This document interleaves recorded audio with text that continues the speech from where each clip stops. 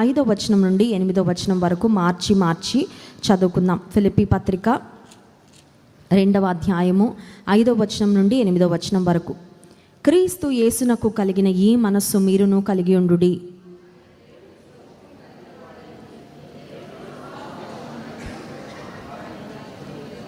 మనుష్యుల పోలికగా పుట్టి దాసుని స్వరూపమును ధరించుకొని తన్ను తానే రిక్తునిగా చేసుకొనెను.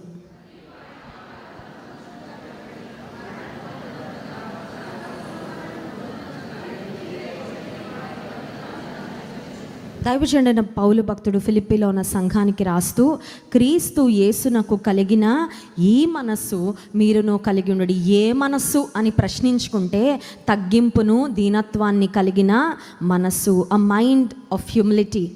తగ్గింపు జీవితంలోకి రాకముందు మనసులో ఉండాలండి. మనసులో మనం తగ్గించుకోకపోతే మన క్రియలలో ఎట్టి పరిస్థితుల్లో కూడా మనం మనం హెచ్చించుకొని యాటిట్యూడ్ మనం కలిగి ఉంటే మన జీవితం కూడా ఖచ్చితంగా అలాగే ఉంటుంది. క్రీస్తు యేసునకు కలిగిన ఈ మనస్సు ఏంటా మనస్సు అంటే, దాసుని దేవుని స్వరూపమును కలిగిన వాడయుండి దేవునితో సమానముగా ఉండుట విడిచిపెట్టకూడని భాగ్యమని. చూడండి, కొన్నిసార్లు చిన్న త్యాగాలు చేసి చాలా పెద్ద త్యాగాలు చేస్తాం అనుకుంటాం. అది మానవులంగా మన నైజం, మన స్వభావం. చిన్నది ఏదైనా వదులుకొని ఎంత వదులుకున్నానో అని దాని గురించి భూతద్దంలో పెట్టి చూస్తూ ఉంటాం.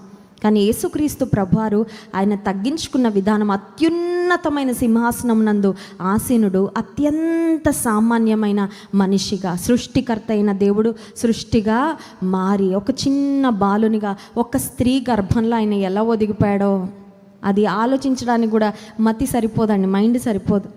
సమస్తాన్ని తన నోటి మాటతో కలుగచేసిన దేవుడు ఒక స్త్రీ గర్భంలో ఇమిడిపోయాడంటే ఎంత ఆయన తగ్గించుకోవడానికి ఇష్టపడ్డారు. అంత మాత్రమే కాదు, 7వ వచనం, మనుషుల పోలికగా పుట్టి దాసుని స్వరూపము ధరించుకొని, he came in the form of a servant. యేసుక్రీస్తు ప్రభువులో మనకి కనబడే ఒక ప్రాముఖ్యమైన అంశం ఏంటంటే, ఆయన దాసుని స్వరూపము, రాజులకు రాజండి. He is the highest, he is the greatest, he is the ultimate.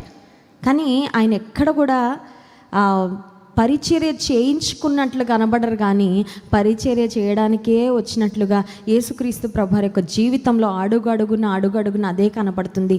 దాసుని స్వరూపము ధరించుకొనుట ద్వారా యేసుక్రీస్తు ప్రభువారు తన దీనత్వాన్ని కనుపరిచారు.